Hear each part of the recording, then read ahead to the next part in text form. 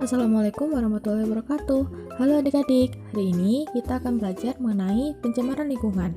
Apa itu pencemaran lingkungan? Apa saja macam-macam pencemaran lingkungan?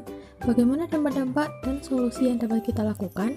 Semuanya akan kita pelajari pada video kali ini. Oke, sebelumnya, pernahkah kalian menemui lingkungan seperti pada gambar-gambar berikut? Pada gambar pertama, dapat kita lihat terdapat tumpukan sampah di sekitar area sungai, dan pada gambar kedua, terdapat kepulan asap pekat yang keluar dari cerobong asap suatu pabrik industri. Tentu saja kita pernah mendapati lingkungan-lingkungan seperti itu di sekitar kita. Lingkungan-lingkungan tersebut dapat kita katakan sebagai lingkungan yang telah tercemar. Nah, berdasarkan deskripsi tersebut, apakah kalian dapat menyimpulkan apakah yang dimaksud dengan pencemaran lingkungan itu?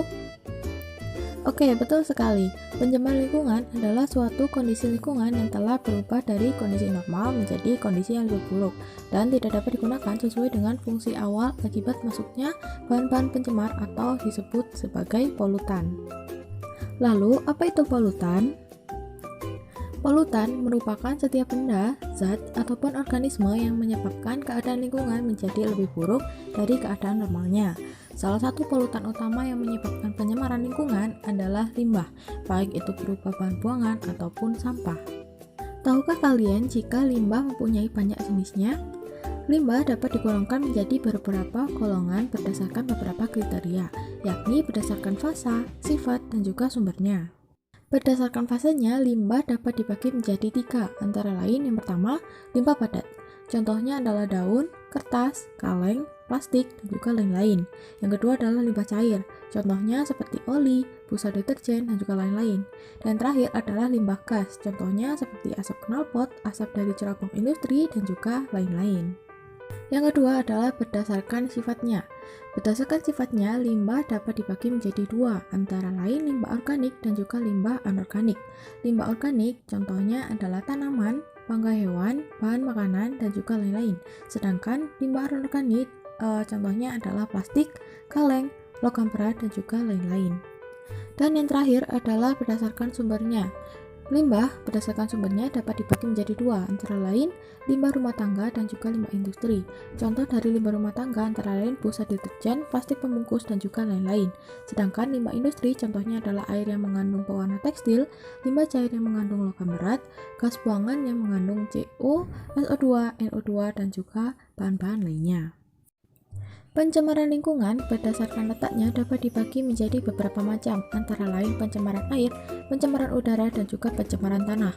Penyebab, dampak, dan solusi penanggulangan dari macam-macam pencemaran itulah yang akan kita pelajari pada hari ini. 1. Pencemaran air. Apa itu pencemaran air? Pencemaran air merupakan kondisi lingkungan perairan seperti sungai, danau, laut, dan juga lingkungan perairan lainnya yang tidak lagi dapat digunakan sesuai dengan kegunaan awalnya. Coba lihat perbedaan dari kedua gambar sungai ini. Sangat berbeda, bukan? Masyarakat sekitar tentunya membutuhkan air untuk berbagai keperluan seperti minum, mencuci, memasak, bercocok tanam, dan juga lain-lain. Namun, jika semua limbah tersebut masuk ke sungai ataupun danau dan air tanah tanpa melalui proses lebih lanjut, maka akibatnya air akan mengalami perubahan dari keadaan normalnya dan tidak dapat lagi digunakan untuk aktivitas sehari-hari. Pencemaran air dapat disebabkan oleh berbagai polutan seperti limbah padat, cairan berminyak, bahan organik, bahan anorganik, zat kimia seperti sabun atau deterjen, insektisida, zat warna, dan juga lain-lain, ataupun bahan-bahan pencemar lainnya. Pencemaran air dapat membawa dampak perubahan bagi kondisi perairan, seperti yang pertama, perubahan suhu dan pH air. Limbah air hasil industri biasanya memiliki temperatur yang tinggi akibat digunakan sebagai pendingin. Air limbah industri maupun rumah tangga yang terbuang ke lingkungan perairan juga akan meningkatkan pH air menjadi tidak normal. Meningkatnya suhu perairan dapat menurunkan kadar oksigen dalam air, dan ketidaknormalan pH air dapat mengganggu kehidupan dalam air. Yang kedua adalah menimbulkan endapan, koloid, dan juga bahan terlarut. Dengan adanya endapan maupun koloid akan menyebabkan terhalangnya sinar matahari ke dalam perairan, sehingga mengganggu proses fotosintesis biota perairan. Selain itu, endapan juga dapat menurunkan kadar oksigen perairan dan bahan anorganik terlarut dapat meningkatkan ion-ion logam yang berbahaya jika terkonsumsi oleh manusia ataupun organisme lainnya. Yang ketiga adalah semakin banyak bahan buangan organik yang akan menyebabkan semakin meningkatnya pula perkembangbiakan suatu organisme. Dalam perkembangbiakan organisme tidak menutup kemungkinan jika mikroba penyebab penyakit akan ikut berkembang biak. Yang terakhir adalah pembuangan limbah radioaktif ke lingkungan perairan yang tidak terkontrol sangat berbahaya karena dapat menyebabkan berbagai macam kerusakan dan juga kematian makhluk hidup. Untuk mengantisipasi dampak-dampak merugikan yang timbul akibat limbah yang akan dibuang ke perairan, maka sebaiknya dilakukan tindakan-tindakan pengelolaan limbah seperti yang pertama, pembuatan kolam stabilisasi. Dalam kolam stabilisasi, air limbah diolah secara alamiah untuk menetralisasi zat-zat pencemar sebelum air limbah dialirkan ke sungai. Kolam ini dapat digunakan oleh semua kalangan karena mudah dan juga murah. Yang kedua adalah IPAL atau instalasi pengolahan air limbah. Pengolahan air limbah ini menggunakan alat-alat khusus. Pengolahannya ini menggunakan 3 tahapan, yaitu yang pertama primary treatment atau pengolahan pertama, yang kedua adalah secondary treatment atau pengolahan kedua, dan yang terakhir adalah tertiary treatment atau pengolahan lanjutan. Primary treatment bertujuan untuk memisahkan zat padat dan zat cair dengan penyaringan. Secondary treatment bertujuan untuk menstabilisasikan zat organik dalam limbah. Yang terakhir adalah tertiary treatment yang bertujuan penghilangan nutrisi atau unsur hara serta memusnahkan mikroorganisme patogen. Dan terakhir adalah melakukan upaya 4R, yakni recycle atau pendaur ulangan, reuse atau penggunaan ulang, reduce atau pengurangan, dan juga repair, pemeliharaan. Apa itu 4R? Recycle atau pendaur ulangan merupakan langkah pengolahan kembali limbah yang dapat dimanfaatkan kembali. Contohnya adalah sampah yang dijadikan kompos sebagai pupuk. Yang kedua adalah reuse atau penggunaan ulang, merupakan langkah pemanfaatan ulang. Contoh, botol bekas sirup yang masih dapat digunakan lagi untuk menyimpan air minum. Yang ketiga adalah reduce atau pengurangan, merupakan langkah penghematan. Contohnya, menghemat penggunaan kantong plastik dengan membawa kantong atau tas belanja sendiri saat berbelanja. Dan yang terakhir adalah repair atau pemeliharaan, merupakan langkah pemeliharaan. Contohnya, membuang sampah pada tempatnya dan tidak dibuang sembarangan. 2. Pencemaran udara. Pencemaran udara merupakan perubahan susunan atau komposisi udara dari keadaan normal menjadi kondisi yang lebih buruk akibat adanya polutan yang masuk ke udara sehingga dapat mengganggu kehidupan manusia dan juga makhluk hidup lainnya. Komposisi udara dalam keadaan yang bersih dan kering adalah 21,94% oksigen, 78,09% nitrogen, 0,032% karbon dioksida, dan 0,93% argon.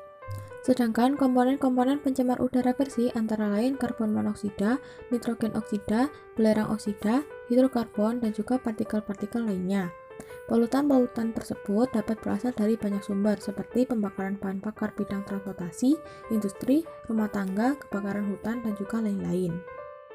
Berdasarkan sumbernya, penyebab pencemaran udara dapat dibagi menjadi 2, yakni yang pertama, faktor internal atau terjadi secara alami, seperti debu yang berterbangan tertiup angin, abu dan gas vulkanik akibat gunung meletus, dan juga proses pembusukan sampah organik. Yang kedua adalah faktor eksternal atau terjadi akibat ulah manusia, antara lain hasil pembakaran bahan bakar fosil yang utamanya menghasilkan gas CO dan juga NOx. Yang kedua adalah asap yang mengandung gas-gas polutan atau debu dari kegiatan industri.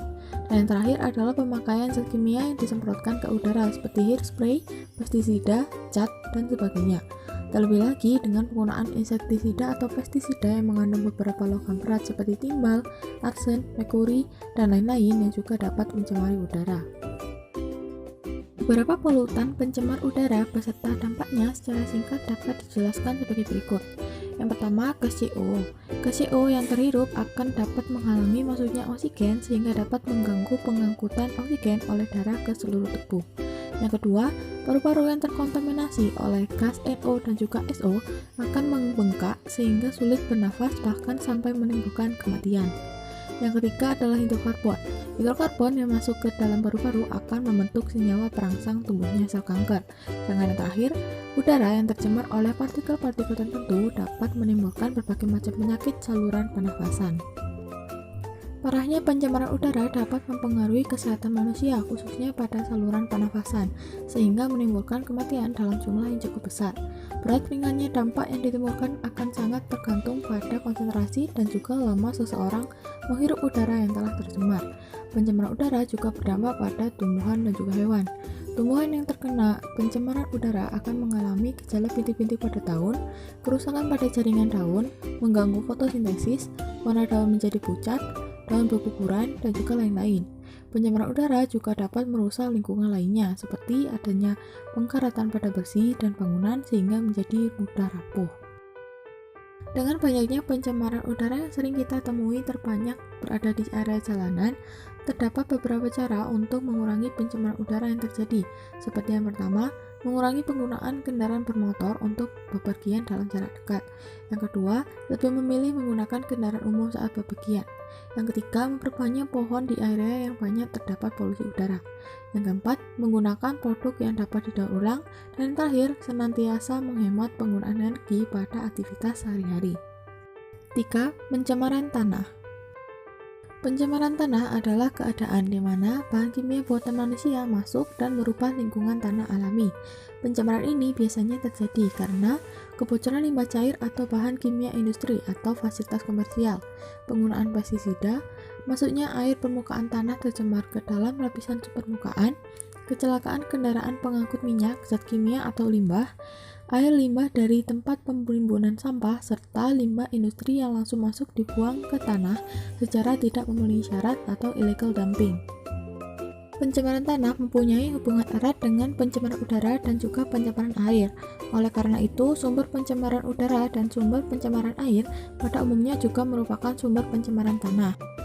Sebagai contoh, gas-gas oksida karbon, oksida nitrogen, oksida belerang yang menjadi bahan pencemar udara yang larut dalam air hujan dan turun ke tanah dapat menyebabkan terjadinya hujan asam sehingga menimbulkan terjadinya pencemaran pada tanah. Air permukaan tanah yang mengandung bahan pencemar lainnya, misalnya tercemari zat radioaktif ataupun limbah deterjen, lainnya juga dapat menyebabkan terjadinya pencemaran pada tanah daerah tempat air permukaan ataupun tanah daerah yang dilalui oleh alir permukaan tanah yang tercemar tersebut. Hal ini dikarenakan ketika suatu zat berbahaya atau beracun telah mencemari permukaan tanah, maka dapat menguap, tersapu air hujan, atau masuk ke dalam tanah. Pencemaran yang masuk ke dalam tanah kemudian terendap sebagai zat kimia beracun di tanah. Zat beracun di tanah tersebut dapat berdampak langsung kepada manusia ketika bersentuhan atau dapat mencemari air tanah dan udara di atasnya. Pencemaran tanah dapat disebabkan oleh 3 limbah, yakni limbah domestik, limbah industri, dan juga limbah pertanian. Yang pertama adalah limbah domestik. Limbah domestik bisa berasal dari daerah pemukiman penduduk, tempat perdagangan, kelembagaan, dan juga dapat berupa limbah padat dan juga cair. Yang kedua adalah limbah industri. Limbah industri bisa berasal dari daerah pabrik, daerah manufaktur, industri kecil, industri perumahan, dan dapat berupa limbah padat dan juga cair.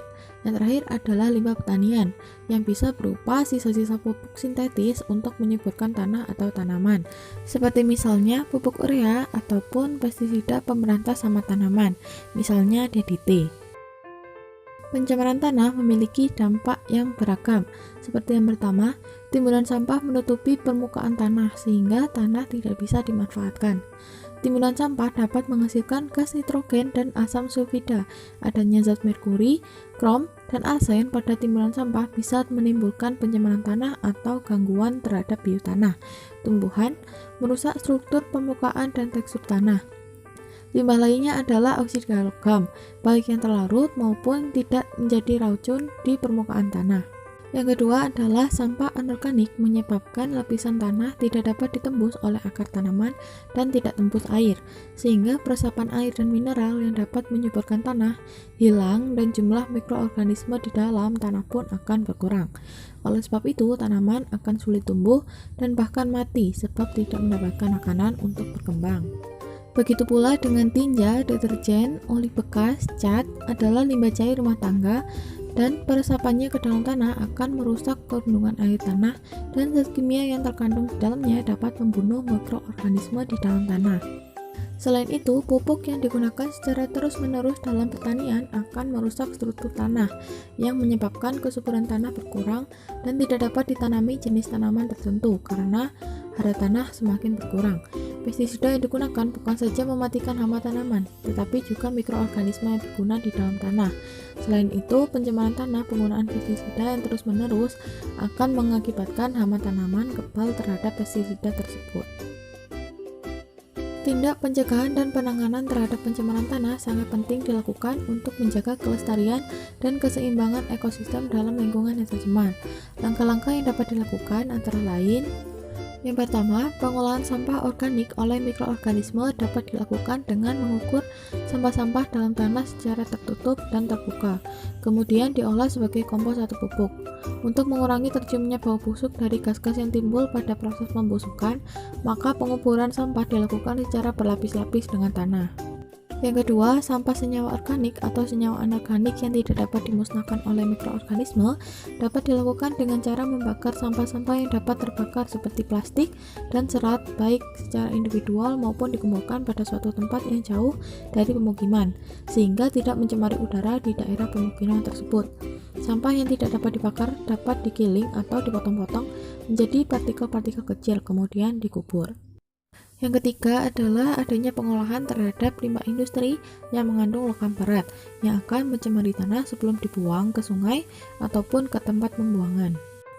Selanjutnya, sampah zat radioaktif sebelum dibuang disimpan dahulu pada sumur-sumur atau tangki dalam jangka waktu yang cukup lama sampai tidak berbahaya. Kemudian baru dibuang ke tempat yang jauh dari pemukiman atau ke dasar lautan yang sangat dalam.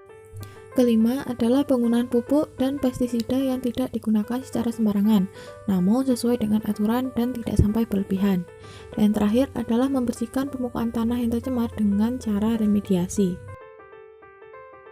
Dari berbagai penjelasan tentang pencemaran lingkungan tersebut, sudah sepatutnya kita untuk menjaga kelestarian alam di lingkungan sekitar kita dan menghindari terjadinya pencemaran-pencemaran, baik itu pencemaran air, udara, maupun tanah, agar lingkungan di sekitar kita tetap terawat dan sehat bagi keluarga kita serta anak cucu kita nanti. Ada banyak sekali cara untuk mengurangi skala bentuk pencemaran yang terjadi.